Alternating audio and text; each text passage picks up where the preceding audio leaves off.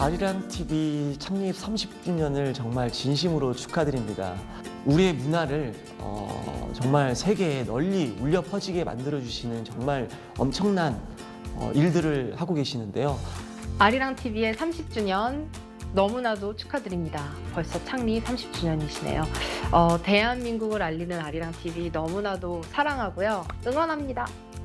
창립 30주년을 축하합니다. 전 세계 대한민국을 알리는 아리랑 TV 응원합니다. 30주년이라는 긴 세월을 이렇게 걸어왔다면 축하받을 만한 일이고 앞으로 더욱더 발전할 수 있으면 좋겠습니다. 월 씌우고 철 씌우고 지화다 좋다. 아리랑 TV 창립 30주년 축하합니다. 월 씌우고.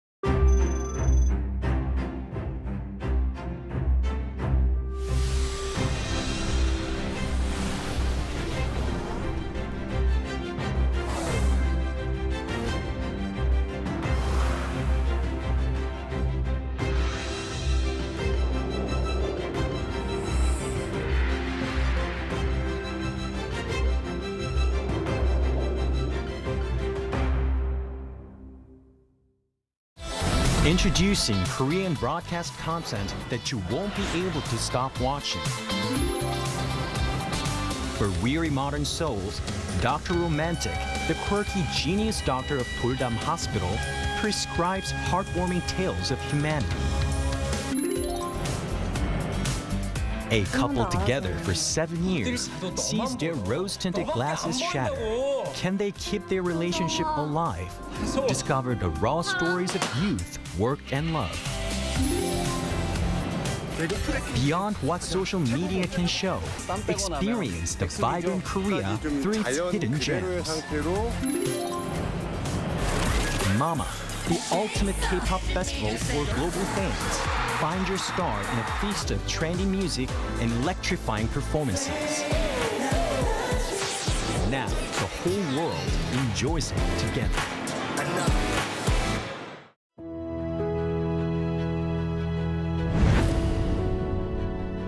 The moment we wear it, our spirits lift.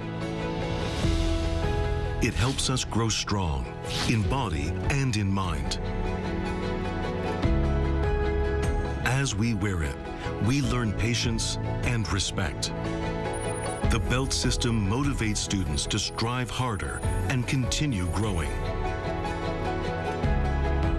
This uniform shapes movement into grace and turns performance into something thrilling.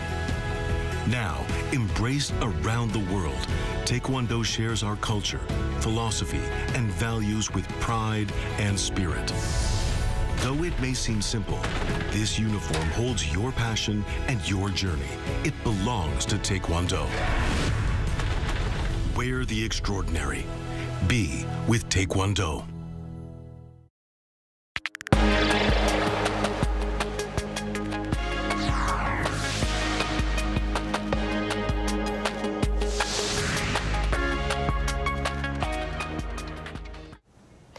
and thanks for joining us on Arirang News. We start our coverage from the Blue House. President Lee Jae-myung is hosting his French counterpart Emmanuel Macron as we speak for talks on key areas of cooperation, including trade, artificial intelligence, space technology, and culture. For more, our correspondent Yoon Jung-min is on the line for us. Jung-min, walk us through. Unji, the French first couple were given a red carpet welcome this morning by their South Korean counterparts here at the Blue House. The leaders inspected the traditional honor guard, and they were all smiles when greeted by a group of children. Emmanuel Macron signed a guest book, and the talks will be followed by the signing of MOUs and a joint press conference. On this occasion, the leaders plan to upgrade the bilateral comprehensive partnership, which was forged in 2004, to a global strategic partnership. Seoul sees a growing need to strengthen strategic communication with France amid global uncertainties. The Blue House says it seeks a partnership with Paris that looks forward toward the future. France is a permanent member of the UN Security Council and this year's host of the G7 summit. Today's meeting also focused on bolstering bilateral ties, building upon the 140th anniversary of the Korean-French diplomatic relations. This afternoon, President Lee Jae-myung will host his state guest for lunch. I hear key business leaders and celebrities representing the Korea-France cultural exchange will join the lunch, including Felix from K-pop group Stray Kids. Unique Korean dishes will be served, representing harmony and friendship between the two countries. President Macron is on a two-day state visit to South Korea, having concluded his trip to Japan. It's his first visit to Korea since taking office. Back to you, Yoon-ji.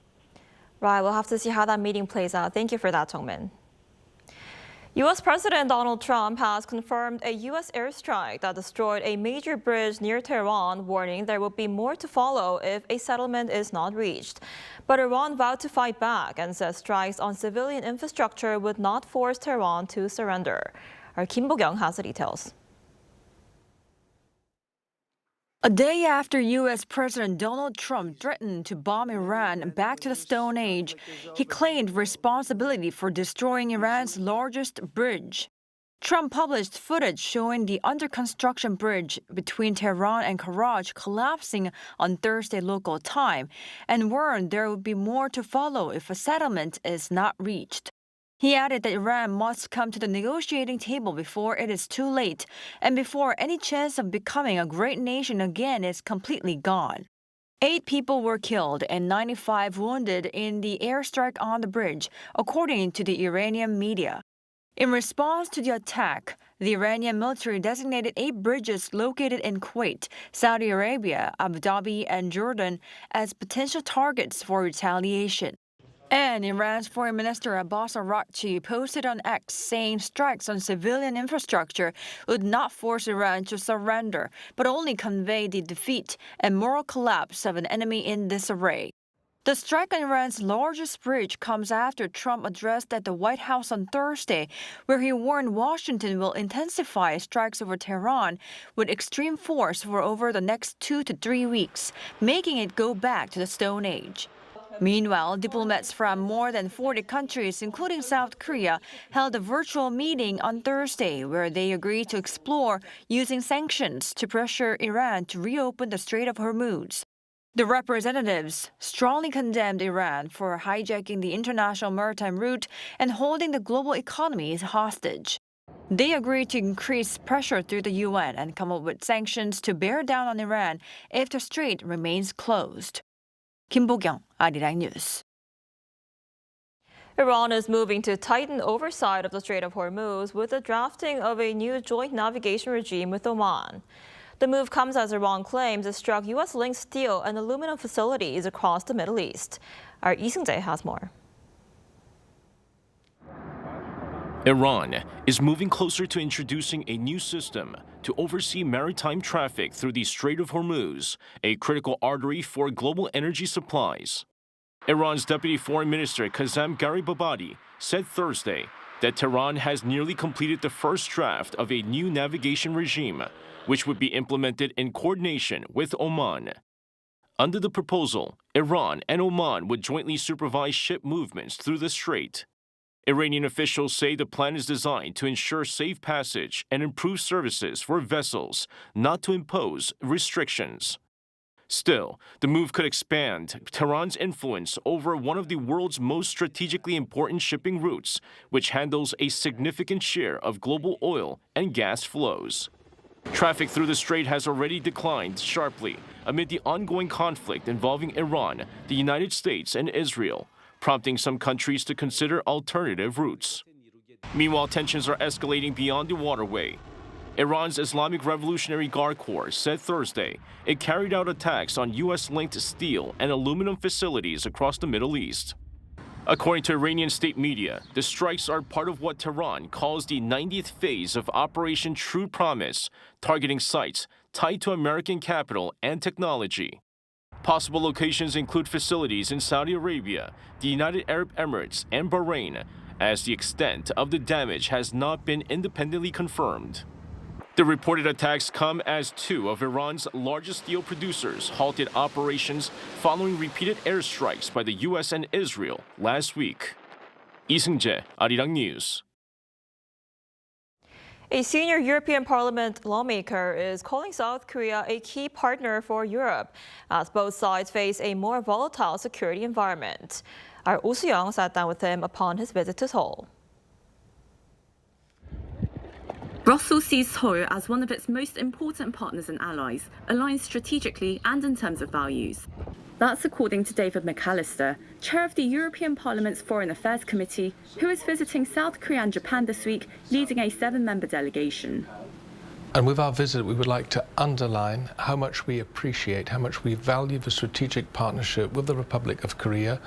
South Korea is one of our most important bilateral partners and allies in the world. The trip comes as tensions around Iran and the Strait of Hormuz raise concerns over shipping, supply chains and energy flows for Korea and Europe alike. We believe in the freedom of navigation, and this includes the free passage through the Strait of Hormuz, and the effects are just as immense for South Korea as they are for Europe, so we're in this together. The Middle East situation also comes at a time when many countries are moving to build greater strategic autonomy, meaning the ability to act more independently on defence and security. For Europe, that means higher defence spending and capability building, while maintaining close ties with Washington. When it comes to security and defence, for instance, we need to be more on equal footing with the US within NATO. That's why we are stepping up our investments in our own security and defence. It's about strengthening the European pillar within NATO. That shift is also opening space for more practical cooperation with South Korea. So there's also potential for the Korean defence industry in Europe in the upcoming years when we are working step by step in establishing the European Defence Union, which a major component is, of course, that we step up our own European defence industry, but we also will continue to import excellent products from like-minded partners, including Korea.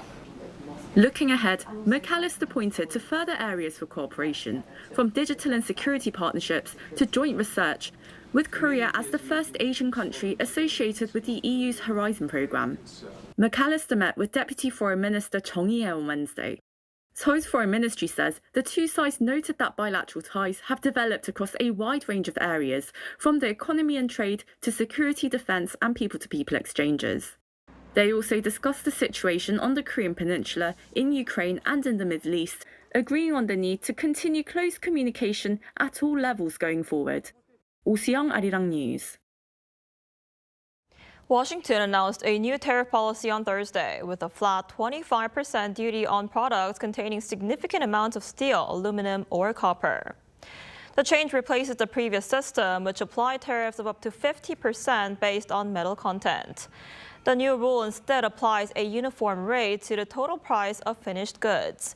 The measure is expected to affect South Korean exporters of home appliances, including washing machines and refrigerators. President Trump signed a proclamation formalizing the policy, which targets products with metal content above 15% by weight. Products with 15% or less will be exempt from the tariff.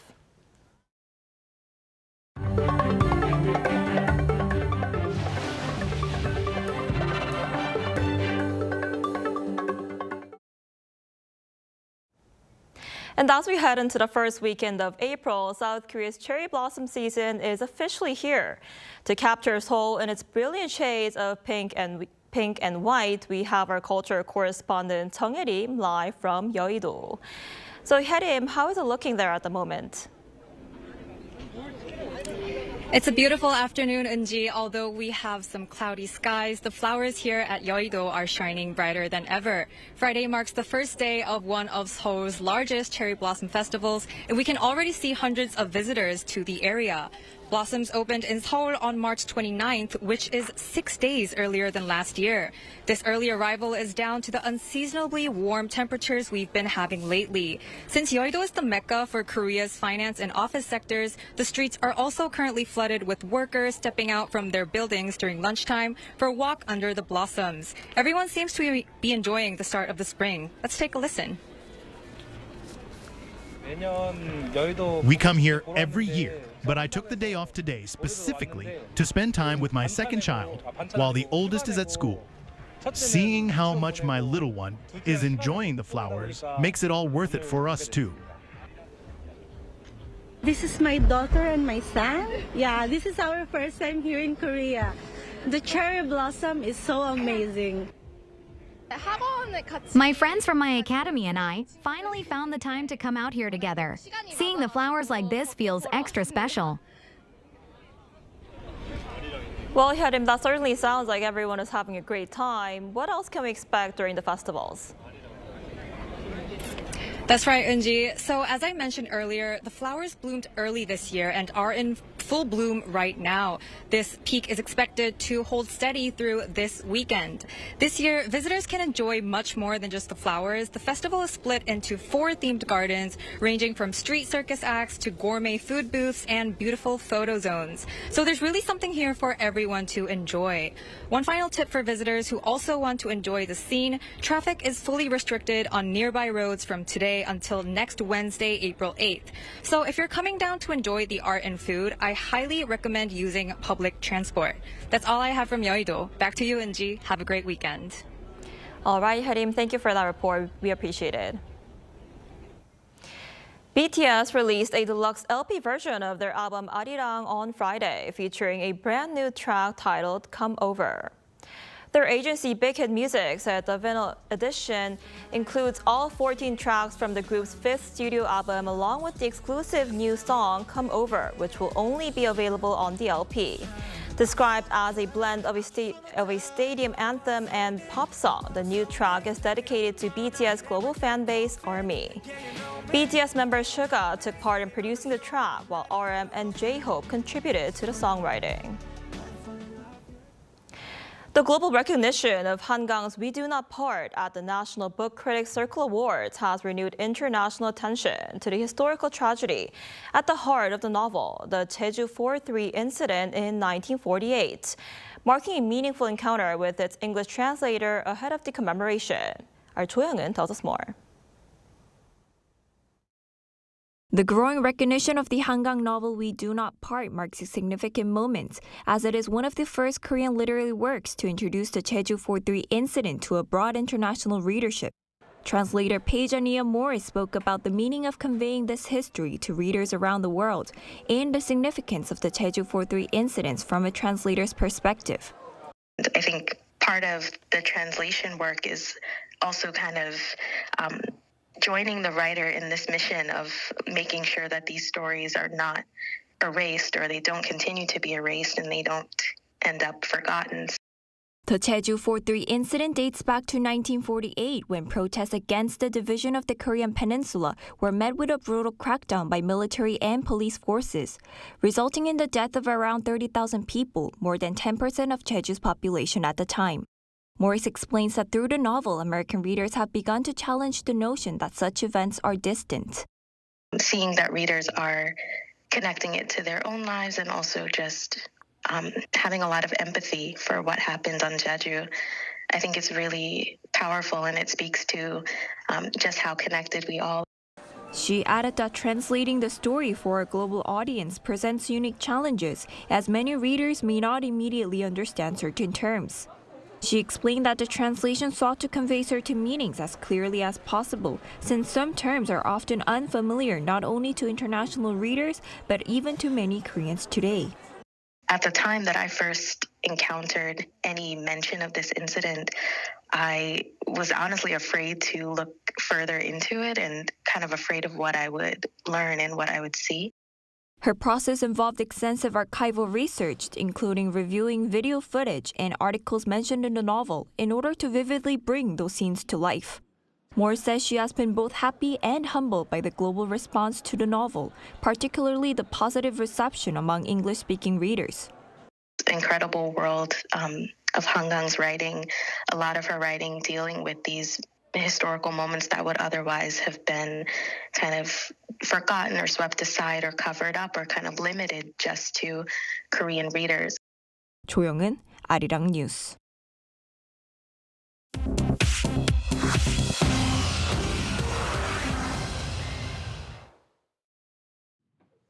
This is The World Now, bringing you everything you need to know from around the globe.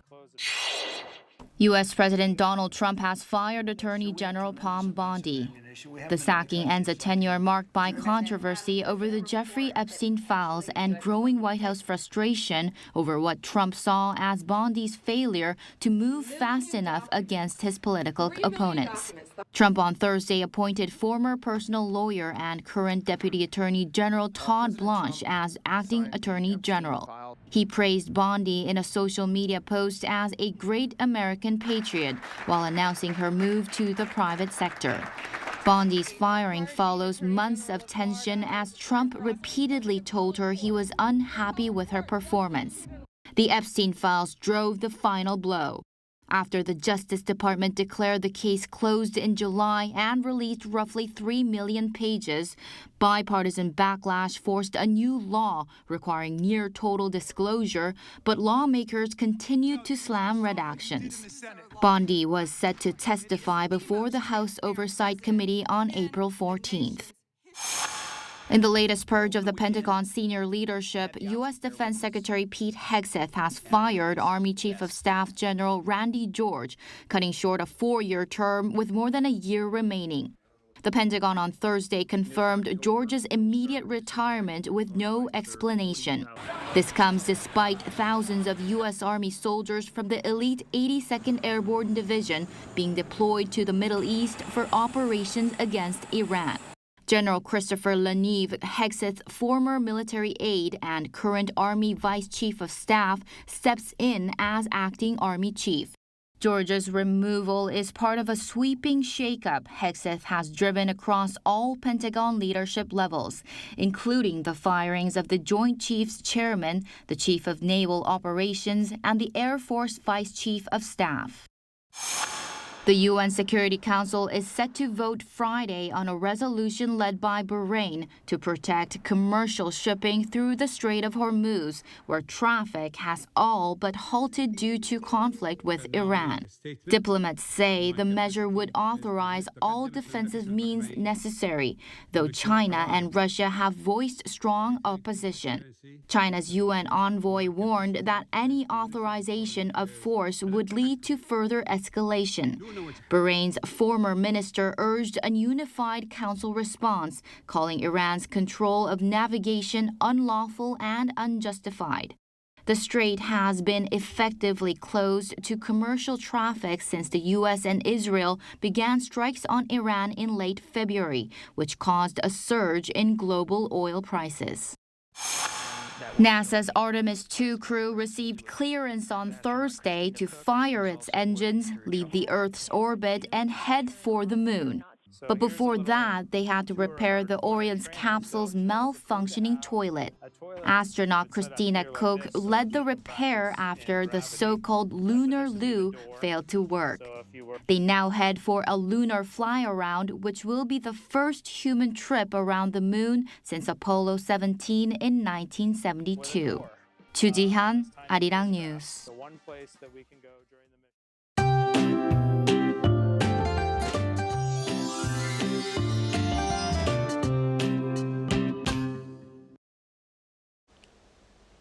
Streets are now lined with fully bloomed cherry blossoms, painting everything in soft shades of pink.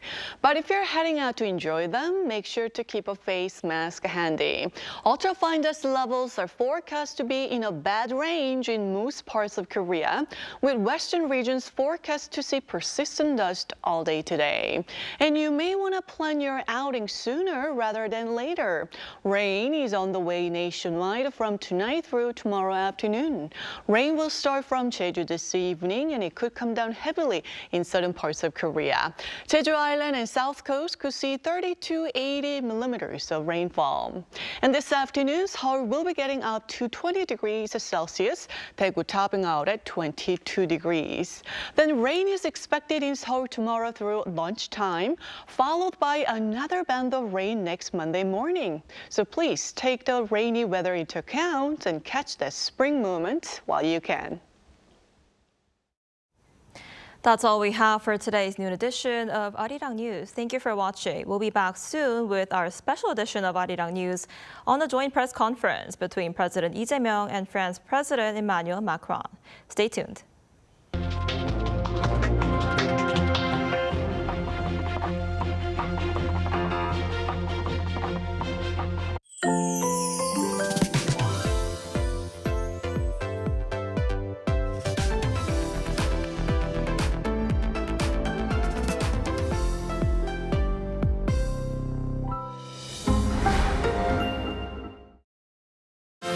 Millennials and Gen Zs are reshaping the world. News generation shares their fresh perspectives on what's trending now. From global developments to everyday culture, we're diving into the stories that matter. This is News Generation.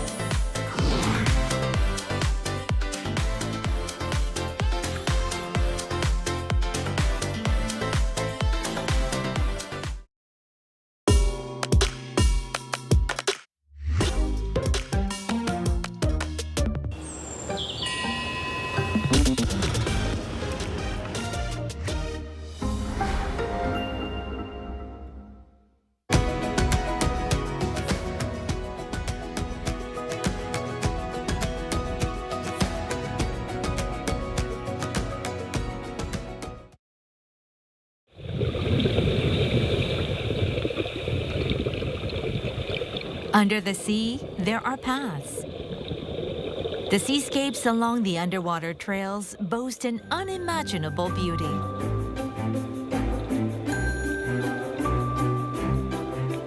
As we drift with the movement of water, we encounter scenes of fierce survival in the wild and moments of life and death.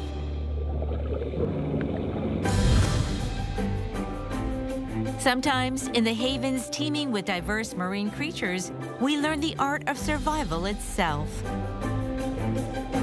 This is a path overflowing with life, filled with lovers and fighters, hunters and prey.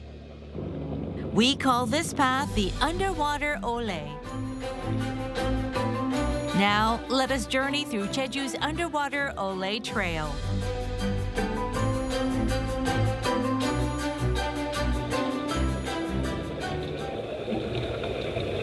Climate change is changing even the landscape of the underwater Ole. As the temperature of the ocean water rises, the fish living in tropical waters are entering Jeju's sea. 현재 제주 서귀포 주변 바다에 있는 물고기들은 대략 90% 정도가 아열대성이거나 열대성 물고기들이 많습니다. 예전에 있었던 토종 물고기라 할 수 있는 것들은 대략 10% 정도밖에 없는 것 같고, 아마도 수온이 올라가면서 열대바다에 사는 물고기들이 쿠로시오 해류를 따라 들어오기 때문에 서귀포 앞바다에 정착하는 거로 생각되고 있습니다. 몇몇 물고기들은 제주 바다에 완전히 토착화되어 살아가고 있는 것 같습니다.